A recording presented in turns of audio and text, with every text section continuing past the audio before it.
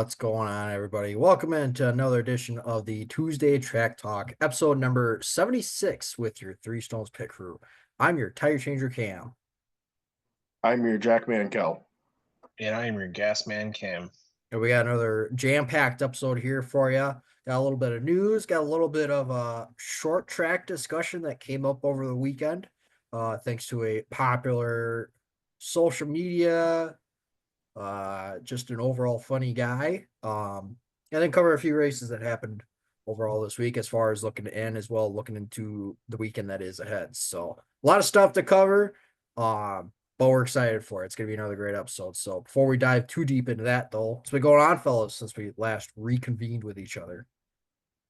In the last couple hours, it's gotten really cold, and I think the wind is blowing about 50 or 55 miles an hour. Like it's really windy down here. Sure.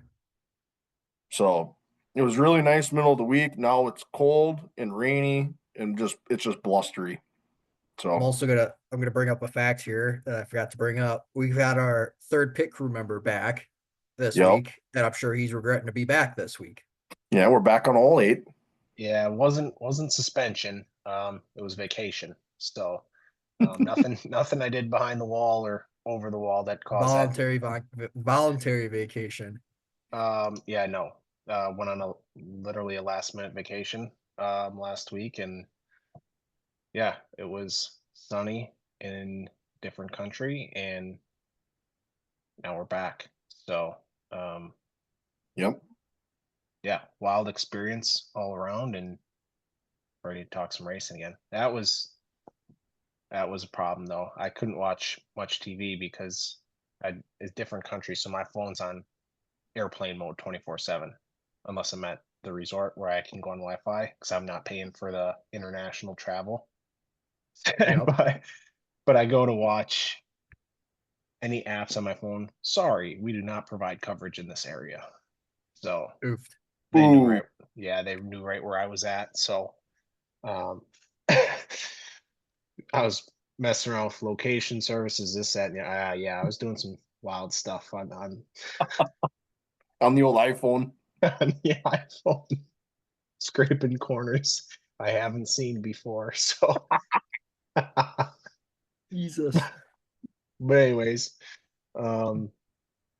yeah, and then I got back and just the lovely. This just topped the trip off. The old mechanical failure on the Delta plane on the way back. So Oh, that was quite the adventure. But anyways, we're back. We're back nonetheless. Yeah. Anyways, all right. I just gotta say this. So we're right over Indiana, and they come over the thing and say, "Well, we got a mechanical issue." And I looked at my phone. We're like 25 minutes from Chicago. Instead of landing this thing in Chicago with a mechanical issue where we're supposed to go, we turn this thing around and we fly to Cincinnati, which I guarantee you was further than if we would have just landed that thing at Chicago. So I don't know what the strategy was there, but anyways, that was Race strategy is wild. Yeah. Nonetheless, they landed that thing on all the wheels, and we're here. So anyways, but yeah, ready to talk some racing. All right. Want to dive into the news here before we dive into today's topics that we have? Let's go. Let's jump right in. Starting off in the dirt world, some big news. In dirt late model scene last week, Cade Dillard, he's going to be a true outlaw after he's been after he was a world outlaw late model guy last year. I want to say he's been with that tour for the last few years. Yep. If I'm not mistaken. So, he goes true outlaw. Go ahead.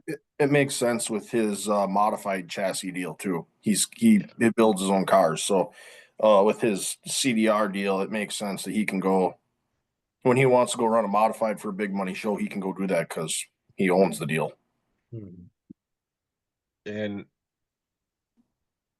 not a knock on his late model stuff, but going to allow him to show up to tracks that he knows really well and is competitive at, and Yep. hopefully can just overall be a good move for him. So he's going to be a true outlaw, but we'll still see him all over the place. So then hopping on to some other dirt late model news, Max Blair and T-Mac go full time with the World of Outlaws when the sanction hits separating schedules. So the Blair and T-Mac train is going with the Woo Gang this year, and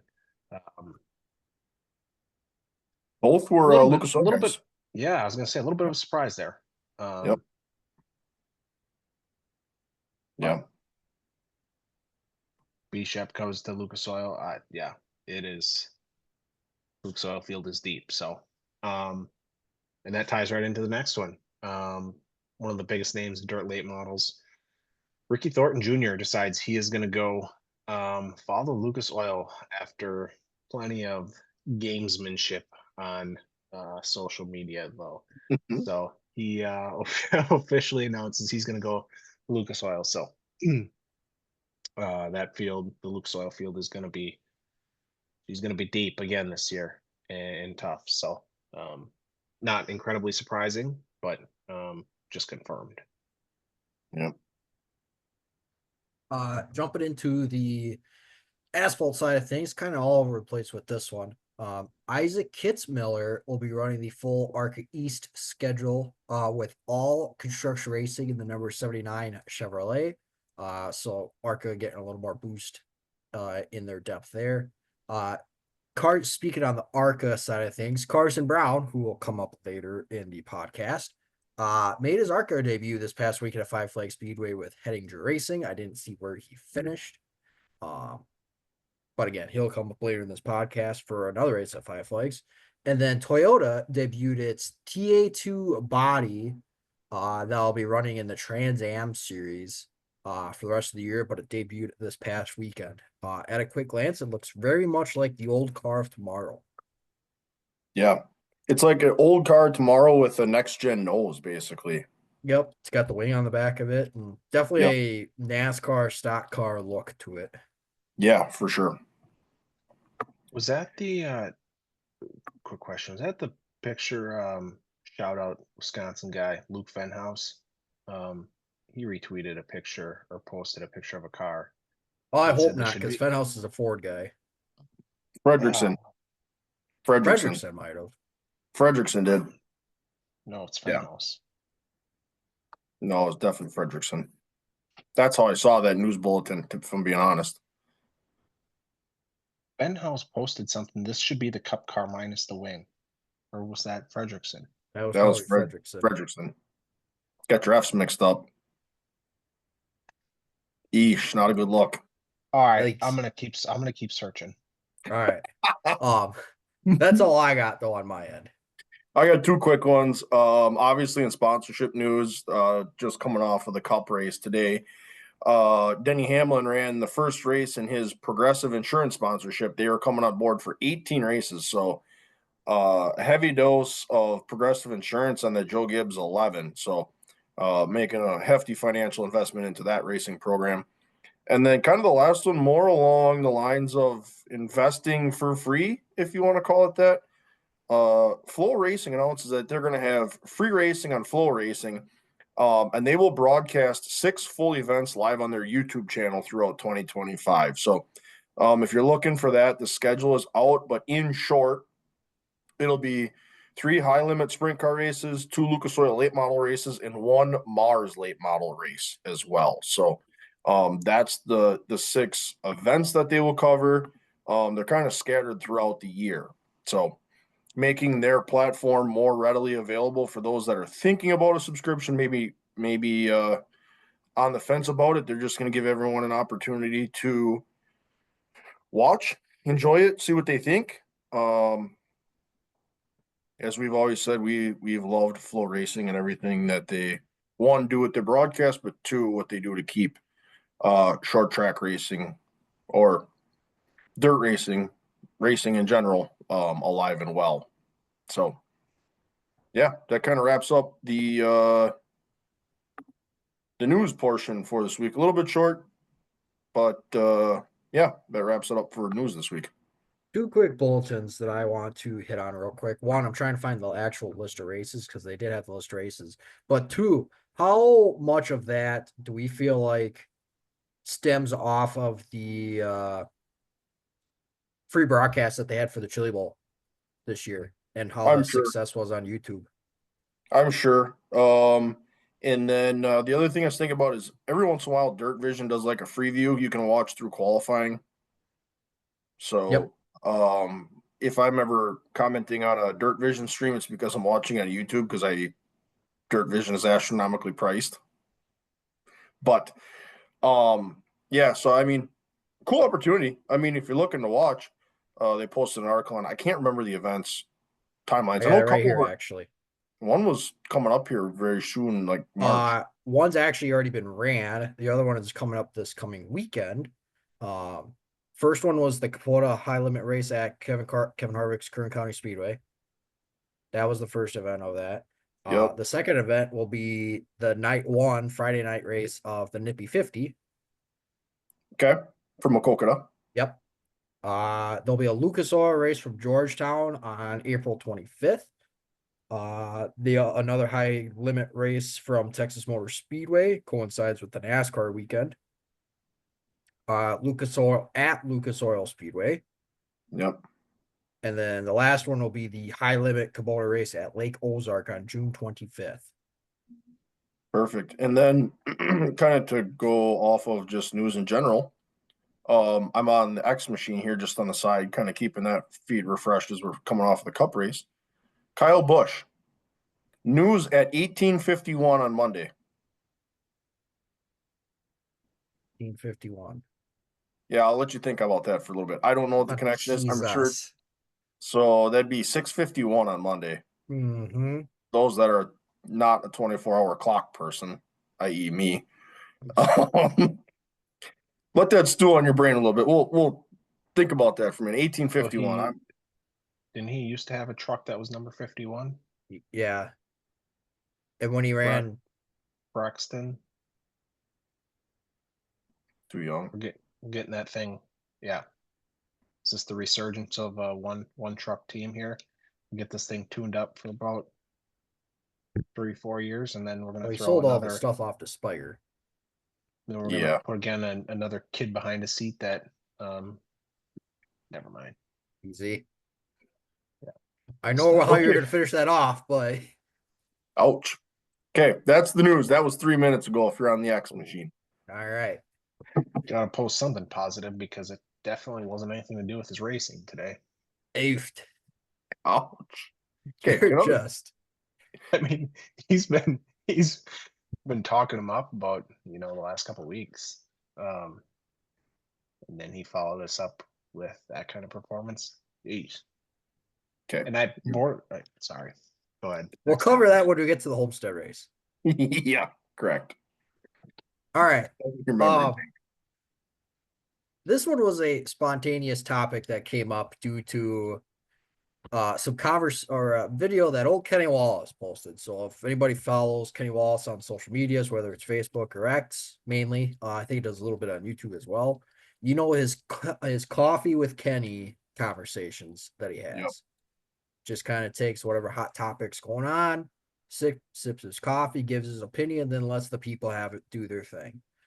Well, he had a video this week that kind of hit close to home, and we kind of have to talk about it. Yep. And the comment was simply, or the topic of discussion was, is Wisconsin short track racing dead?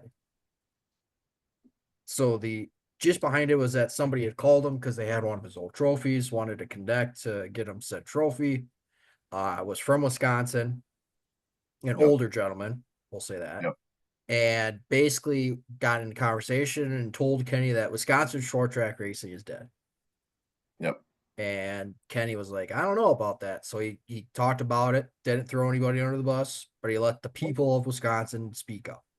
Yeah, he said, fire away in the comments. And needless to say, we did. Yep. Everyone. We obviously joined in the conversation as well, but you have the likes of Greg McCarnes. You have the likes of, he's Minnesota, but Dan Fredrickson. when you look at the list Mark of Martin people, chimed in. Mark Martin sent him a text and said, I'm going up there in May. So the resounding answer, I think, going and heading, transferring into his video part 2, it's not. It's certainly not dead. It's the furthest thing from dead. And, we talked about Greg McCartan talked that they have their like preseason meeting in terms of the governing bodies and tracks and all that great stuff. And Promoters they and had all that. Yep. over 50 people at that meeting. And car counts are healthy at a lot of places. And just a resounding, no, it's not dead. And yes, we're alive and well. Yep. So I think, in Van Grol, you and I had kind of had this conversation a little bit when we were talking yesterday. Up here, I feel like we're fairly quiet for the most part. You'll Yep. hear the Midwest kind of pull their shoulders back a little bit when you go run races, and our Midwest guys are on the podium or bringing home checks and trophies and things like that. Where we're fairly quiet, I would say. But when you look at our car counts and in the things that we have up here in terms of even just more specifically weekly racing, we have some tracks that have very, very healthy car counts. Absolutely. I mean, now given, and this is kind of where maybe the conversation led and why this individual said that Wisconsin short track racing is dead. There's not many tracks that run super late models on a weekly basis now. The few that do come off the top of my head as I look at my Wisconsin map here. Lacrosse has pro late models. So if we're sticking on the super late model side of things, Kakana and Slinger are 2 tracks that come to mind right out of the gate that run weekly. Yep. And honestly, I think that might be it. I think so. Everybody too. else runs a limited or pro late model. Yep. And that's just asphalt. We're not even counting dirt. Yep. Yeah. And Kenny went on to say that Wisconsin is the greatest racing state in the world. And he's raced all around and obviously done a lot of racing in Wisconsin. He never backs down to saying that Dick Trickle was his hero and his mentor and one of his best friends too. Yep. And I think, when you look at that conversation, has it changed? Absolutely. Absolutely. 100%. Now, in the same sense, has NASCAR changed a ton? Of course. When your drivers come and go, the older generation had the guys they had the Dale Seniors, they had the Jeff Gordons, they had Jimmy when he was young. Daryl Waltrip, Tony Stewart. Yes. Does it change? The list, yeah. Absolutely. Is it dead? No. No. So, just interesting perspective. Yeah. One of the big stick points was it what is as good as it used to be? No. But it is nowhere near to dead. It is not heading towards that path either. No. We were on Twitter a little bit too, looking at it. Greg McCarnes alone was involved either financially or however you want to state it in terms of race events, 89 races last year. Yep. 89 events. And he's on the path to do the same again this year. So that's tipping of the cap to him for everything he's done and is doing to keep the scene healthy and alive. Yep. Talking about weekly racing a little bit, you can go race 4 nights a week if you want to. Absolutely. Thursday, Friday, Saturday, Sunday. You can go if you have a car that fits the class, you can go run. You can go run 4 nights a week. Yep. You're going to do a little chasing around, but that's the fun in it sometimes, So you can go to Kakana on a Tuesday night. Friday night you can go run Madison. Saturday you can go to the Dells. Sunday you can run up to Slinger. And that's only the asphalt side. Yep. And I was going to chime in too. And, I didn't get to watch all of the Kenny video. I did see some of the response that he's getting, but you also have to think, is it dead? No. But also times are wildly different, and the cost of doing this is correct. Yep. A lot of people can't afford to do, the weekly stuff. And so I think it's just a balancing act of not getting it confused. Just because guys aren't doing it weekly doesn't mean it's dead. Times are definitely different, and it is it ain't cheap to do it. And you know, a lot of these guys, they're not racing these cars for a living. They do this for fun to get away. A lot of them have, you know, that 8 to 5 job. And so yeah, I think it's like you said, it's far from dead, but it's not just because we're not doing it the way we were doing it 25 years ago doesn't mean it's dead. So um yeah, you know, one of those tweets or videos that you send out and it's like you trigger some people. So yep, I got some people Well, riled up. Kenny hit some buttons with some people there. Well, and Kenny was the mediator of it all. He just Yep. said, all right, there was this individual that reached out. I took it for what it was at face value, but I wanted to hear from everybody else. Everybody else chime in. Yep. Yeah, Kenny didn't realize what he was. He didn't realize what he was throwing a match on when he put that video out.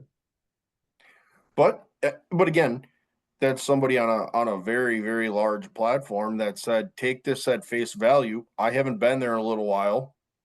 Maybe he'll make an appearance. He said, maybe I will. You never know. Of course, tracks would love to have him. No, 100%. I mean, the turnout would be insane.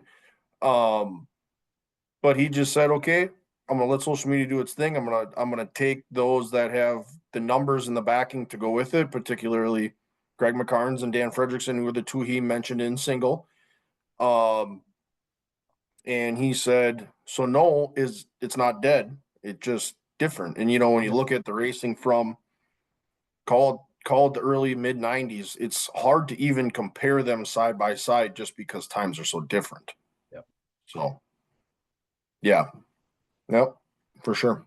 I mean, I think one last point here. You know, sure, there's not the weekly racing, but Dell's just announced that they're going to a NASCAR home track, so they're gonna have weekly racing. Lacrosse does it. Yep. You know, Dell's aside from NASCAR, they've got the Alive for Five series. The Midwest Tour is really strong. Slinger's got its weekly program. How about the how about let's even more isn't even weekly, but more so a series. How about the Midwest Truck Tour? Yep. They got 33 trucks on the entry list going for that first event opener. I think last year there had to have been averaging high 20s, potentially in the 30s in truck count every week, every event. So car counts are certainly alive and well. And again, this is all asphalt side of things. Maybe if there's any dirt weekly goers up here in the Midwest that go to a lot more races than what I think all of us do, you know, Yep. chime in too. How's the dirt side of things? Yep. How's that field? Because I mean, you know, again, I'm looking at my map here.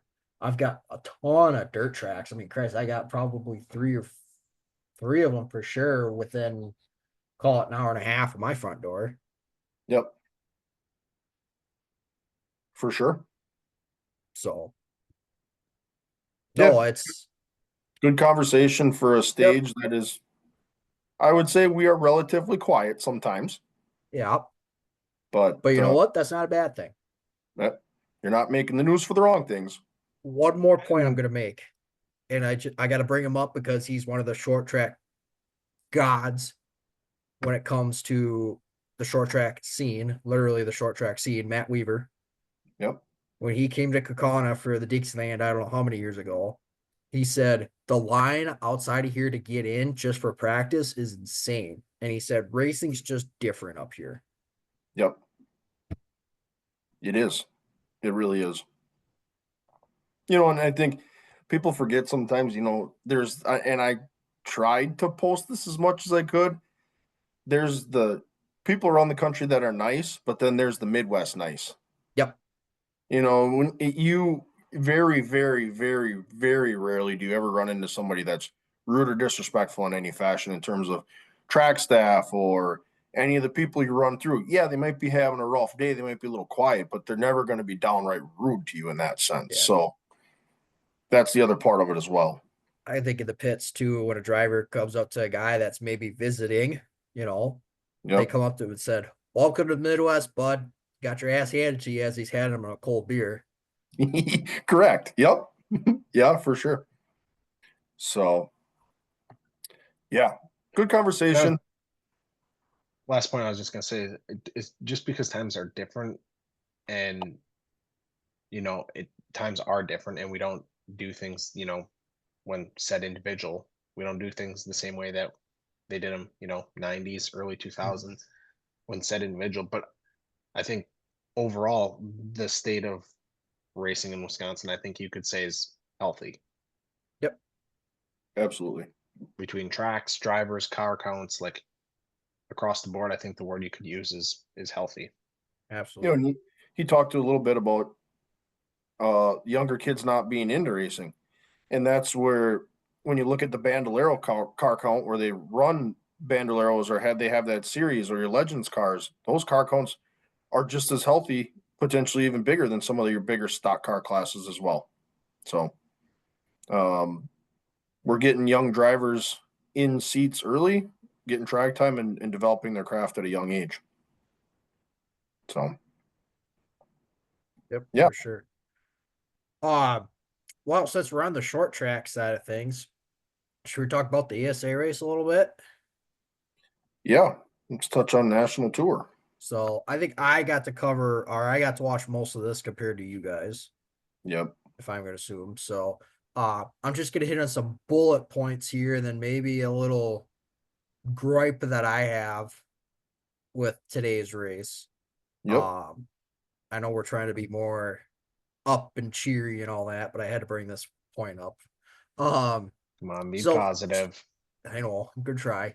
All right, so Bubba Pollard, he had issues early in the race. He had some ignition issues going on. Crew would change out the ignition. They changed out ASA provided part. I don't remember what it was, but it just kept missing. Didn't seem to hurt him by any means, but he just got behind the 8 ball and just never really did anything with it. So, Yep. tough day for him at Five Flags. Kind of anything that's not a Blizzard Series or a Southern Super Series race seems to continue to haunt him at that track. Yep. Another guy that struggled, we were talking about old Danny Fredrickson. Ty Fredrickson struggled. At one point in time, I saw him switch a shock out in the left front. And then he pulled off the track. I missed why. I thought I heard it was something in the rear end, maybe just a pure handling issue. So rough day for him down there as well. Your tough break of the race was definitely Carson Brown. He had a big mistake at the end of the first stage where he did not come down to pit at the end of the first stage on the control caution. And under ASA rules, which I don't think I necessarily agree with this, if a driver does not pit on the stage breaks, the control cautions, they get sent to the rear. Yep. Which obviously cost him the race. And I don't necessarily agree with it. Driver stays out. That's your deal. Yep. Yep. It's all part of the strategy, I suppose. It sounded like it was a communication error, whether it was the light wasn't on or the spider said something or whatever the case was. So obviously it sent him to the rear. So Cole Butcher assumes the lead. Carson Brown ended up losing his brakes there in the middle of the race. So he ends up pulling off the track from there. Ultimately, Cole Butcher ends up winning this off of a green white checkered. There were a lot of long green flag runs in this race. Cars got spread out and cars got lapped and just long green flag runs. So Butcher ends up winning this one after assuming the lead. Pretty much ran the top 3 the entire race. So yeah, for sure. The real gripe I wanted to bring up, though, aside from the sending the car to the rears discussion, was there was no real social media coverage of the race. So when, i.e., a Fredrickson came off the track and he was sitting in last, or I'm trying to figure out exactly what happened with Bubba, they can't exactly get to pit road right away to make the report, hoping that somebody on social media could cover it, which usually Matt Weaver's really good, but he's also covered the Cup race. The only social media coverage I found between Facebook and X was 2 posts from ASA at the end of the stage breaks. That was correct. Yes, that is correct. I'm looking at it right now. Yes, they did have the free live look in, but after that, you were in the dark until the 2 stages in the winter. Yep. Yeah. So again, Matt Weaver's got all kinds of things. He's covering the Cup race as he should be. It's just, man, I wish somebody was giving some kind of updates of what was going on. Yeah, for sure. Especially for those that can't watch the live stream or can't be available to see it, a quick. Well, just in today's day and age of social media, Yep. it's just, man, I feel like it's a missed opportunity. Oh, big time. Absolute big time. That's an opportunity where even if somebody can't watch race or view it, you can look at their social media pages and even if it's a quick just bullet point or a bulletin. Yep. No, No, it doesn't have to be a lap by lap by any means, but give me the Oh, bullet. no.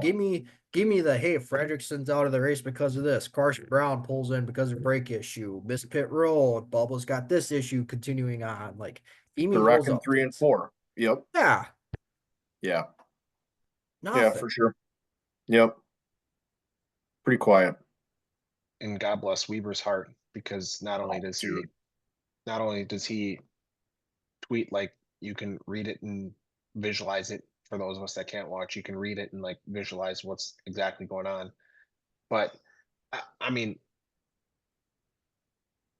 correct me if I'm wrong, but I think it's a swing and a miss not to have something, because, for us, podcast, personal, whatever, our Three Stones X page, whatever it is, like, we're active on it. Yep. And personal pages and our podcast page on True. X, and like, it's just another way, like, I mean, I'm gonna Broadcast tell you yourself. for real, and I've said it before, but like, that's where I get my news nowadays. Unfortunately, like, Of course. something happens in the world, it's like I go to X, and you can say what you want, but It's 2 clicks. It's correct. it's 2 clicks to retweet something where the reach that somebody maybe doesn't follow it a little bit could reach to them, somebody like us. 2 clicks and And that is out on our Twitter. And yeah, we're not massive, but if somebody on the dirt scene clicks on it, the next thing you know, they're watching the race. and that is what I'm saying, why I think it's a swing and a miss, because if you just put something out there, there's going to be people, you know us three, for example, that are going to tweet, when somebody's on pit road. If they tweet, somebody came to pit road, and we reply to the tweet, hey, any update, what's going on? I mean, that circulates my followers, that circulates to your followers, like, that stuff comes up on other people's pages, and it gets people talking about it. Like, I don't know, I just feel like it's would be so easy to, put out, again, it doesn't have to be play by play, but just a few updates. If I reply, it's going to generate, in my people that follow me are going to, see that I'm talking about it. Yep. It Well, Even Yeah, so I don't know. even It's then, even then you think about it like, okay, if you're following in, maybe it's dependent on the social media person you have, and that's fine. All of today's race updates will go through Twitter. Check our Twitter page for any big developments throughout the race. Quick sentence, Reckon 1 and 2, the 1 and whoever else were involved. Bubba Pollard's pulled off. He has issues, right? It doesn't have to be nut and bolted to the nines in terms of doing it, but just a quick snap of your fingers, 15 seconds on a tweet, out it goes. So, like, an example I'm gonna provide, cup race today.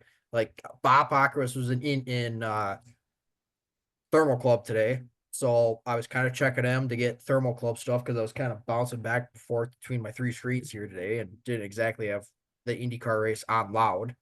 So I was checking him every once in a while for updates. But the one example I would bring up, Jeff Gluck, the Chase Elliott pit road issue, where he jumped out of line. It wasn't single file coming into pit road. Like, I missed it because my nature made a call. And I missed it. So I come back like, Elliott, what the hell happened with him? Jeff Gluck. What did Jeff have to say? Oh, here's what happened. Awesome. It's exactly what I needed. Yep. you thought you maybe couldn't hear the IndyCar race because Blaney was blowing up, but Wow. Fogging for mosquitoes. couldn't see from all that smoke. Another Hamlin. But no, that's just it. Again, Yeah. I don't need lap by lap or 10 lap updates. Just give me, and Matt's awesome with it. He gives you the big gist of it. He gives you, and every once in a while, here's the top 10. And go from there. Yep. That's all I need. Yep. Like, I had to check Race Monitor to make sure that when Bubba came back out the first time, I'm like, okay, is he actually back on track? And if so, is he even on lead lap? Right. For sure. So that was my gripe for the weekend. I guess I Good gotta car have count, one though. every weekend, but Yeah. I mean, in terms of race, they had 30 cars. yeah, Decent car, 100%. decent car And count, couple wrecked race cars, but at the end of the day, I mean, that's all the nature of racing when you sign up to do it, unfortunately. yep, So and we kind of harped a little bit about the car count of ASA as of recent. So seeing a good car count down there, and obviously with it being 5 flags and what the snowball derby is, yep. that's a big deal too. So Yeah. For sure. So season's still young for the ASA. A lot of races left to go yet. Season's still up for grabs. You want to give us a Absolutely. rundown of the top 10? You got it handy or? I didn't know if you had it. I don't, but I can probably get it here real quick. Actually, I know exactly where I can get it. Cole Butcher did win the race. Cole Butcher did win the race. I got it right here. All right, so Cole Butcher, Jake Garcia finished second. Again, they had a green white checker there at the end. Matthew Craig, who's up front, finished third. Stephen Assey finished fourth. Colby Howard fifth. Gavin Boschel sixth. Kyle Steckley seventh. Caden Honeycutt, your defending Snowball Derby winner, was eighth. Speaking of Bubba Pollard, he was ninth, and Jake Finch was 10th. So that rounds out your top 10. That was your top 10. Yep. Quick question: where'd you get that top 10? Race Monitor. Got it. I just had to case in point. I was gonna case in point if you went to Weaver or somebody on X, try to drive home the point that they're missing, but you went to Race Correct. Monitor, not X, not the old X machine. Yep. So anyhow, Yeah. All right. Any other final thoughts here before we touch on Homestead? nope. All No, I right. don't think so. Obviously, we're coming off right off the heels as we record here on Sunday night. We're coming right off the heels of the Homestead race itself. I guess I'll push it to you guys here first. Just overall impressions of today's race. I have one word to describe it. Well, I have one word and then a follow-up that I think might stir conversation a little bit. Number one, today was all strategy. Yeah. That's my one word I'm going to use. And two, the leaked video on Twitter. I'm good with this. So apparently, just I'll forecast this a little bit. There was somebody looking to purchase tickets for this race next year, and the date was listed as November 2nd. Sure. So, championship race? Question mark. So, all right, I'll start stirring some conversation here too. I thought solid race. Yep. It's a fun race. You got the guys ripping the wall. You got the guys that are running the bottom.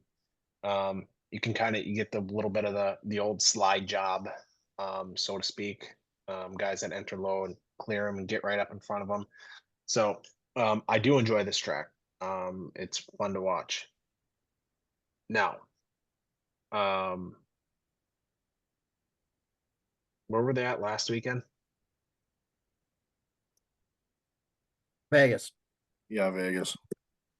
If you rewind, because I obviously didn't get to watch last week. If you rewind 2 weeks, so right now what's in my mind is Phoenix and Homestead. And if you bring an option tire back to Phoenix, those two races that I just watched, I want Phoenix as a championship race. Oh, I don't want option tire for a championship race.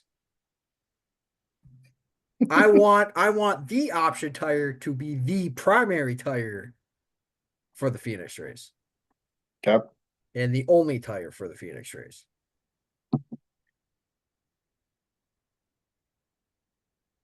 So let's go. I'm not trying to get us Let's, off. I'm not trying to get us off the Homestead topic and Yep. spin this into a whole different conversation. But I enjoyed the race. But if we had recency bias, if we had the Phoenix race that I watched was the last race I watched before today, and you took that same weekend that we just had in 2 weeks ago, and we put that same everything in November, and we put the same everything that I watched today in November, I'm choosing Phoenix 8 days a week. Okay. All right. How about the fact that Larson hit the wall about 16,000 times? I'm serious Or though. no, I think that, and the other point that I'll make here too is, and I'm trying to remember the Phoenix race offhand. I'm also, talking about the last two Homestead races. We've had a pass for the win with less than 5 to go Yep. in the past two Homestead races. So, all right. So does that classify a good race to you? As if we have a pass for the win with less than 5 laps? No, I definitely just gotta not. know what I'm working with here. Sure. I will say, and trying to remember what last year was. My memory's bad. I thought last year's Homestead race as a pure lap 1 to lap 267 product was better compared to this year, but I Yep. still don't think this year was too far off. You still kept up the multiple lanes of the track. You still had your comers and goers. You had more leaders build gaps in this race, Yep. but you still had guys that could play a little bit of that tire strategy game. Yep. It's all about how you broke the stages up. Yep. Where did you want to be fast? Did you want to get track position early, or did you want to charge late and try to make passes late on fresher tires? That to me was the interesting part. You had uh, Larson ended up winning the race, stayed out long, ran long, and had more tire late in the race. Yep. And Yeah, you saw that from Hamlin and was it Larson there at the end of stage 2? Yep, Saw that same thing play out. of course.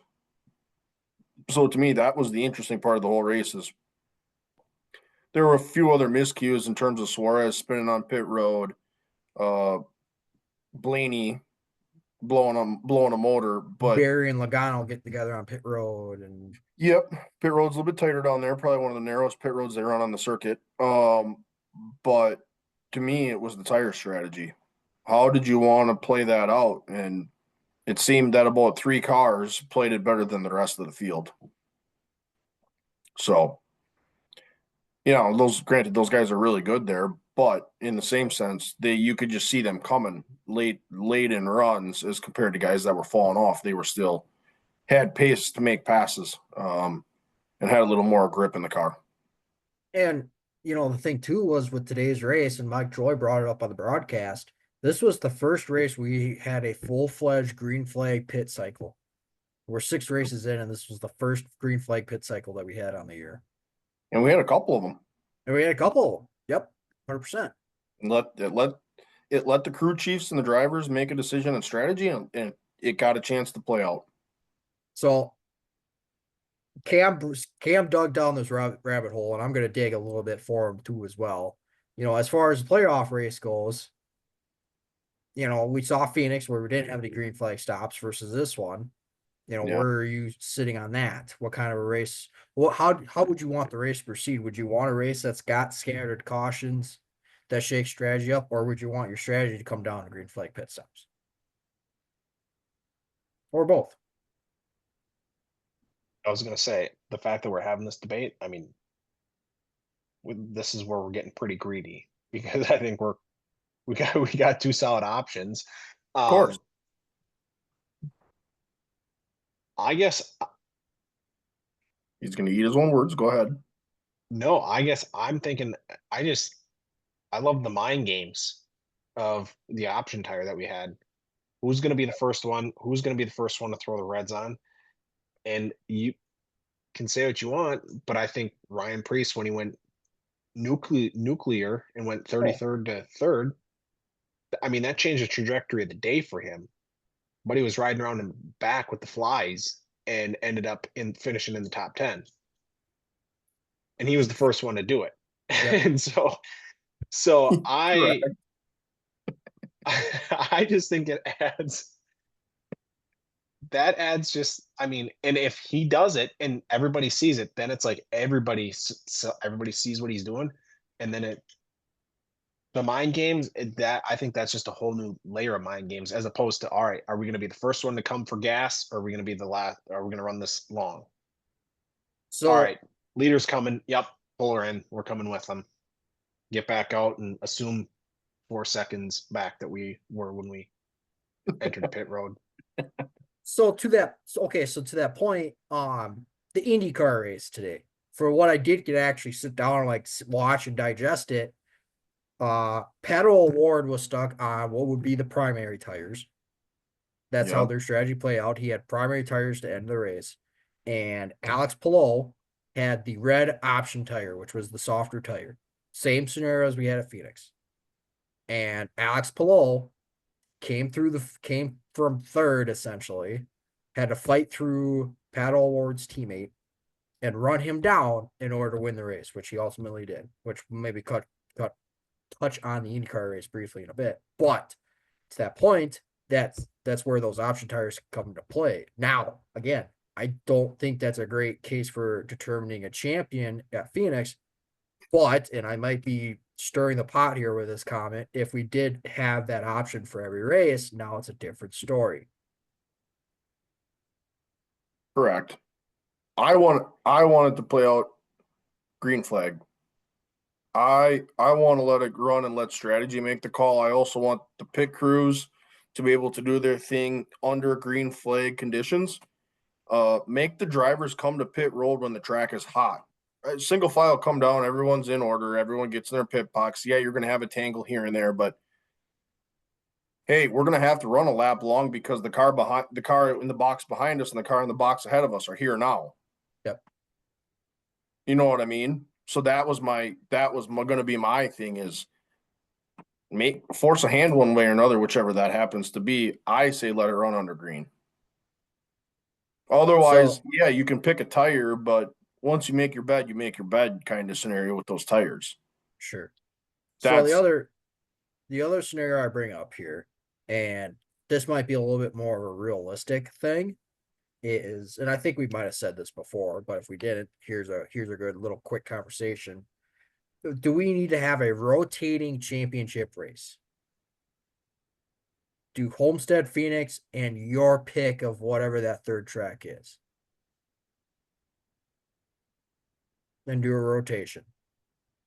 I don't think we need to go that far.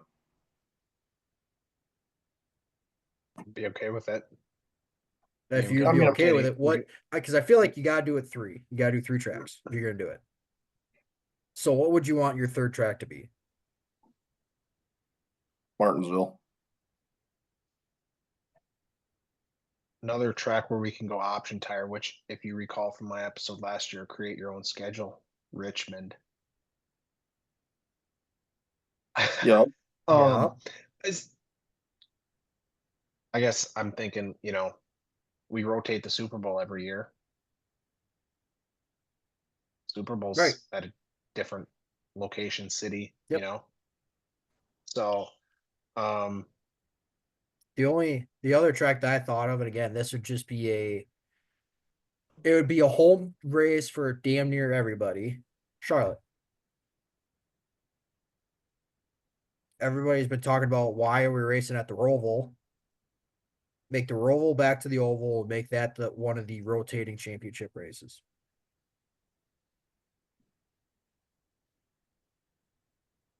I'm throwing it out there. I'll throw something out there that I know if anybody listens to this will trigger some people. So we start the season with our biggest race of the year at the racing capital of the world. Yeah. What if we just come back there and that's where we wrap the season up? No. You can't let the championship be decided by chance. So why? So to the point, why should we let the championship be determined by chance of a tire?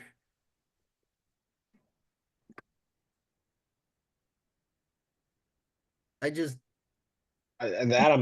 throwing pie in the sky with that suggestion.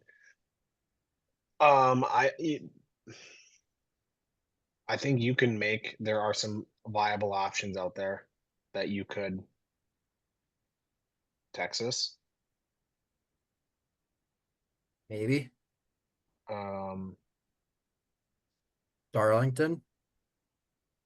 Darlington. Yep. I'm kind of thinking of that more southern area because obviously November, Correct. as That's you why I get just pulled up a north. map of all the tracks. Either way, so I'll Talladega, no, Atlanta. no, we're not doing Stop. super speedway restrictor plate races. No, It's Bristol, baby, under the lights. don't hate that. Don't hate it. Option tire too. Enough with this option tire. Let's get I've some had it with video the game. option tire. Dude, let's get some video game stuff going for the Dude, championship you get some race. some Mario Kart after you get the star on Rainbow Road. For real. Um, no, I would be okay. I think said consensus would be Phoenix and Homestead, and I think you could find a third viable option that you could rotate it every third year. But again, like I said, I think we're getting greedy. I'm good with. I'm okay with Phoenix. I'm okay with Homestead. They're both. Sure. Yep. I think they both have produced great races over the last 2 years, 3 years. Yeah, it is a little greedy conversation, but Yeah, just the Twitter thing kind of stirred the conversation a little bit. Yeah. correct. Speaking of the Twitter thing, I just saw this come up from Matt Weaver. This must have been in the Kyle Larson presser today. Jumping back to Homestead the race. Larson says, I think if we still have the 2021 car, i.e. the non-next gen car, Yep, Gen 6. Yep. I would have about 50 cup wins right now. I think switching to this car has ultimately kept us from winning. Whoa. Strong Or I words, should say Fred. not kept us, This- but limited us from winning. Go back to pulling outside skirts. You know, that time was so magical. It was. Now, the only thing I have to say, he'd have to be a little more careful on the wall Correct. because when he knocked this car we got now, that's That risk versus reward got a lot more risk. correct. And, looking at today's race, he lived and died up there. Ultimately, he lived up there, is what it comes down to, because he ended up winning the race. But And him and the wall met a few times. Oh my God. He for sure double-digit times. He was early in the race. And, Larson caught the wall already. And I'm like, oh boy. That should be a prop bet. Over under times Larson kisses the wall. Correct. Another point. Cup inspection. All clear. Larson is the winner. No cars to R&D. Yep. So it's official. I know. Kind of going back to the race a little bit today. I think somebody who's I got a surpriser and I got a little bit of a struggler. Surprise, Bowman. Good run. Explain. He had a chance to win it with 4 to go. Okay, so you're saying surprise in that aspect. Yep. Surprise in that aspect. He was there. He had a chance. He was going to try to have to hold off Larson. Somebody I thought kind of ran. I mean, they still had a good day, but wasn't the day we would expect from him. Would be Tyler Reddick. Yeah. You just when you think of being on the wall and doing that, like he's one that's very well known for that. So I think he had a decent finish, but it just wasn't the day we would have expected from a Tyler Reddick type track. Bubba Wallace, good run. Yep. Stayed up in the top 10 pretty much the entire race. A guy that is sneakily good here and continues to be sneakily good, and I'm glad I put him in my fantasy lineup today. Like AJ Allmendinger. Don't know what it is, but he loves Homestead. I think they announced on the broadcast after that finish, he officially notched best average finish over the course of I forget how long. It was 5 like 10 minimum races. Yeah. Yeah. He hasn't Whatever finished. the case was, yeah. Yeah, it's like I think it's just under 10 races. He hasn't finished outside of the top 10. Yep. So Driver. Go ahead, Cam. I got a couple awards I'm handing out this week. Couple of them. All right, Workman Like Day. The Workman Like Day. Didn't hear much of his name, but just solid performance across the board. Chris Buescher. I Good for would RFK. I would throw in his RFK teammate as well, Ryan Priest, with the 9th place finish. Correct. That's where I was going next. And then I got to shout him out here in the 19, Chase Briscoe. And I'm just throwing this out there too. I don't know what Stuart Haas was doing, but some of the comments he's made over the I think it was the last week, talking about he's had to totally change his driving style because these Gibbs cars that they're giving him can do things that he's not experienced in this Gen 7 car. It's kind of wild, but solid day for him as well. Well, you see a former SHR guy and Josh Berry get his first win in the 5th race with his new team. It continues to run good Yep. as well. You got Briscoe, who finally broke through. Gregson had a hell of a qualifying effort today, finished 16th in the race, so maybe not exactly the race I was looking for, but still, again, running up front. And then blanking on the last one. Take a look at the results. Who are you looking for? He's not The sure. other. Oh, Priest. Yeah, 9th. Yep. P9. Justin Haley 10th. Smith 11th. So I Austin mean, Dillon.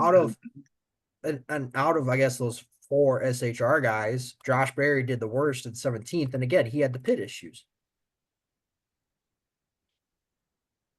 Yep. So, All right, I'm gonna give out just a few more awards here. Oh boy. Another shout out I'm gonna give is Zane Smith. I feel like he's second year full time cup, goes P11. So Yep. solid week for him. The next award I'm giving out is the Magic Man. The Magic Man award is now you see him, now you don't. And that one goes to Kyle Busch. And then the last one we're giving out is Brown Suit of the Week. And we're giving that one to Ty Gibbs. How? Why? Explain yourself. I mean, we could give him Brown Suit of the Week every week this entire year. Where did he finish? 25th. yeah. Yeah. I mean, that's up from his average. I mean, I think he gets that award permanently until he proves to us otherwise. I mean, you're not wrong. Aside from Daytona, both the duel and Daytona itself, he's finished his best finish so far this year is 22nd. Yep. That was last week at Vegas. Bubba Wallace did get the Xfinity point for fastest lap, by the way. I forgot about that. Yep, they're dealing out points for fastest lap. Yeah. So here, let me run you through because this is kind of a wild top 10 again. Larson, Bowman, Bubba, Briscoe, Hamlin, Buescher, Dinger, Reddick, Priest, Haley is your top 10. If you want to go to 15, Smith, Byron, Austin Dillon, Logano, Eric Jones is your top 15. Gregson, Barry, Elliott, Cindric, McDowell's top 20. So early year impression, again, early in the year impression is the field gets just that much tighter as far as the competition aspect goes. Yep. The margin of error that you can have on a week-to-week basis, whether it's on pit road, each lap that you run during the race, or even qualifying, is so much smaller than what it used to Are you guys enjoying these wild card, top 10, top 15 finishes? Yep, Yep. absolutely. And I think where we're going to see the dividends of it is we get to 3 races, 2 races to go in the regular season, and we're seeing guys fight for that last position. On the bubble. And it's these finishes early in the year that puts them in that position. Yep. Because once we get into the dog days of summer, boy, is it going to be the dog days of summer. Yep.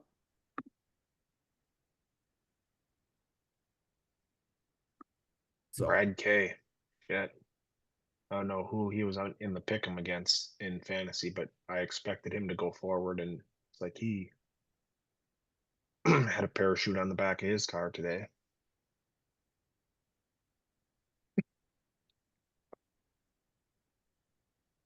let's But see. And We've Gizzy got didn't hear much from him today either, nope. along with his old crony Ross Boss. And the only thing we heard from Suarez was him spinning on pit road.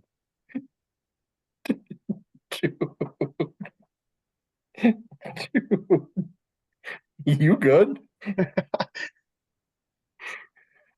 It's, um, it's growing. of note here, real quick, getting back to reality here, coming back to earth. We've got 3 more races until our only off weekend on the year of Easter Sunday. Yep. So after Easter Sunday, you get that grind of a season. Yep. So, all right. Any final thoughts here on Homestead? No, my word of the day was strategy. Loved it. All right. We'll hammer this out real quick then. Hold Who on. we got for Cam? Well, just one last point. I'll just say my. Then let's go around, give a final grade on the race. 2 things that we touched on earlier that I forgot to mention. One, wildly concerning, that Progressive finally comes on board and fills the sponsorship void for Denny Hamlin. I say wildly concerning because that is one of the sport's biggest names, and to not have a sponsor this long or at this point of the year, and then to come along and a Progressive announces 18, I think it was 18 races, Yep. 50% of the year. I mean, that is a little bit scary for anybody out there looking for sponsorship money when you could argue one of the biggest names in our sport is without sponsor to start the year. So a little bit concerning there. But no, I would just say my word for this race was fun. I enjoy the big track. You can run wherever, get the old sliders, you can bang her off the wall. Pit road is a unique challenge as well. So yeah, I think it gives you everything you could ask for in a race. Racing, we touched on pit strategy, pit road. So enjoyed this one as well. If I had to go gut right off the gate, I would say 7-4. Ooh. I guess you're big. I was gonna say like 7-8. Oh Christ, I was gonna go in the 9s. Whoa. I was gonna go like a 9-0. I thought I Or was gonna maybe be go to low. an 8, but that's about as high as I'd go. I really, really enjoyed today. And the only reason like I said, I thought last year's Homestead race was better. Yeah. Fair. So Looking at 2025, I give it a yeah. 9. So speaking of awards, Wheelman of the week. So yep. we've got a lot of nominations for this one. We didn't really narrow down on a guy. So here's our nominations. We'll just quickly discuss it amongst ourselves. So first we got Devin Moran. He goes back to back in the Indiana Icebreaker at Brownstown, potentially a race of the year contender. He's also really showing himself as being a threat to win the Lucas Oil Championship again this year. Yep. David Gravel swept the weekend for the World All Sprint Cars, already up to 6 wins on the year, I believe. Actually, I'm going to double check that here real quick. 5 wins on the year. Again, putting on a stout season. Kyle Larson wins a sprint car race, spins the truck goes to the rear and wins in the truck race, then obviously wins the cup race after kissing the wall a little bit. Aaron Reitzel breaks his nose and has black eyes after last weekend, getting pummeled by a rock in the high limit race, and he goes on to win on Saturday. We got Ryan Gustin, who went from 10 to 2 on Friday night and then won on Saturday night. So I still got to vote Kyle Larson. I was gonna say kind of lame, but you got to go Larson, because had it not been for, I don't want to. Got to claim him because he's one of us, a Wisconsin boy, Sam Mayer. If it wasn't for him, but he gets a clean sweep on the weekend. On top of winning in the sprint car. On top of winning in the sprint car. So that's hard to wrap your brain around. But I think all great candidates. If I had to go two, it's going Reitzel. Just the adversity to get the old nose, the old sniffer smashed, and then go get a win. He's like the Iron Man of the week. Yeah, for real. I would still give my Wheelman of the week to Reitzel, but due to majority vote, I think it's got to be Larson. Yeah, just the amount of disciplines. Now, for those listening to short track people, when short track racing gets going, this conversation will not be a cup guy every single week. Might be, but the short track guys are going to get their crack at this as well. This isn't just a cup series thing. So if you're listening from a short track series, it may not always be just a cup guy, but due to circumstances around the weekend, I think Larson grabs this one. Yeah. Reitzel gets the Iron Man of the week. So I threw out a couple of awards. If you want to rewind a couple minutes there, I threw out some other weekly awards. So you can rewind and catch those too. Sounds good. All right. Want to touch on some races coming up this weekend and then what else happened over the weekend here real quick? Yeah. First race preview coming up for the weekend. Kind of the dirt racing scene kickoff for the Midwest. They have the Nippy 50 at Makokata, 2 nights of racing, Friday, Saturday, 10 grand on Friday, 15 grand on Saturday. World of Outlaws is off. I can't remember if there's a little conflict there or not with another big race, but last year with a little date change, a lot of guys did run that race. So that is 1 hour exactly from the apartment. So I might mosey down there on Saturday night to get my race season kicked off. All right. That's what we got coming up here. Cars Tour. The late model stocks will be in action this weekend. The pro late models are off. Connor Hall, obviously in the junior motorsports number 88. He is your points leader. Bobby McCarty, Carson Lofton, Ronnie Bassett, and Ryan Milton, all going to be in action this weekend. Hopefully we can keep cars clean, but can also put on some damn good racing. And obviously there's been a lot of talk about Cars Tour producing some great racers, i.e. Josh Berry as of recent, Butterbean Queen. But nonetheless, the Cars Tour in action on Flow Racing this Saturday. Yep. Makokata is as well. And I will take the last one here. Going NASCAR Cup Series. Well, it's just NASCAR Series in general.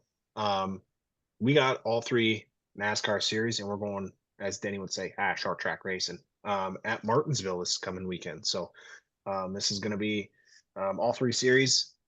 Gives everybody a look at it. Maybe something you can try this week for setting you up for the old playoff race later in the year. So Martinsville always puts on good racing. Can best believe there's going to be some bumping and banging going on there this coming weekend. So all 3 series, 3 nights of racing, and you can catch that action on Fox and CW. So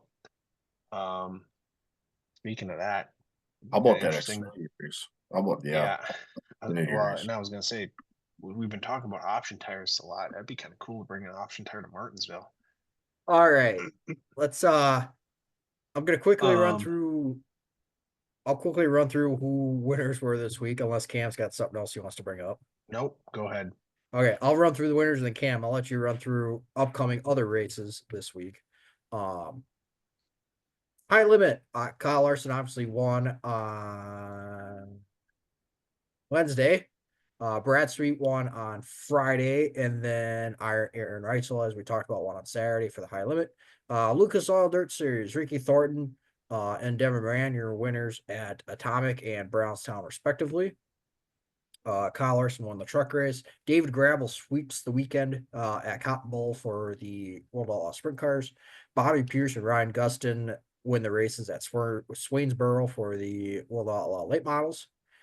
Max Reeves wins the Arkham Menards East race at Five Lakes Speedway. Cole Butcher, as we mentioned, won the ASA Stars National race at Five Flags. That was also a South Super Series race. And then Alex Palou won the IndyCar race, a all green, no caution IndyCar race at that, at the Thermal Club. So those were your other winners from the weekend. And I will jump into some upcoming races on the schedule this weekend that we've hit on a few already. This section is slowly but surely getting bigger and bigger as we get into the season, so that's exciting for us. But jumping into some upcoming races this weekend, we got a 2-night show for the High Limit Series at Central Arizona Raceway. So that'll be a 2-night show, Friday and Saturday. Hunt the Front Super Dirt Series at Why Not Motorsports Park as they get rolling. As we touched on, all 3 NASCAR series will be at Martinsville Trucks, Xfinity, and Cup Series.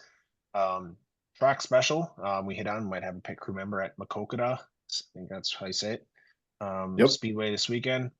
So that's exciting. We got the World Outlaw Sprint Cars at Lawton. Yep.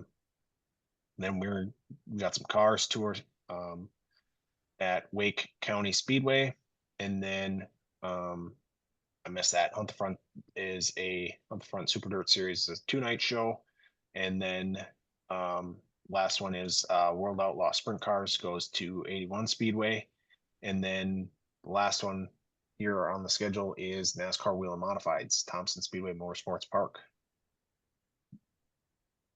All right.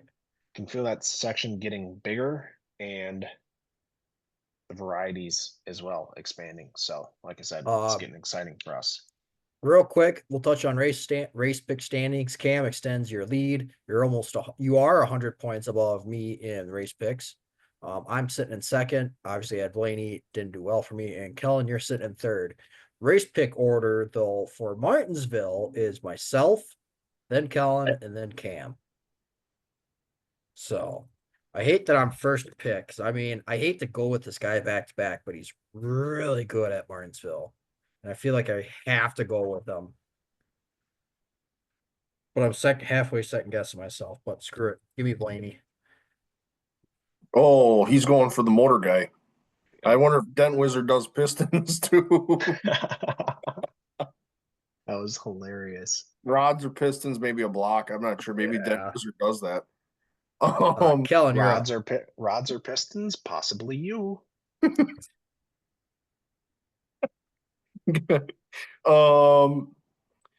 I'm gonna go a little bit out on a limb here, a little bit, and you guys, I think, are gonna go, wait, what? He's shown speed of late, and he's a short track guy. Ryan Preece. RFK is shown to give him a fast car. He's coming out of the Wheelman modified ranks and the whatever modified ranks racing. He's run at Martinsville. He's won at Martinsville in that car with the Wheelman modified. So I'm gonna go ahead and take Ryan Preece on the premise of short track guy, RFK speed. All right. Go ahead and take the defending race winner.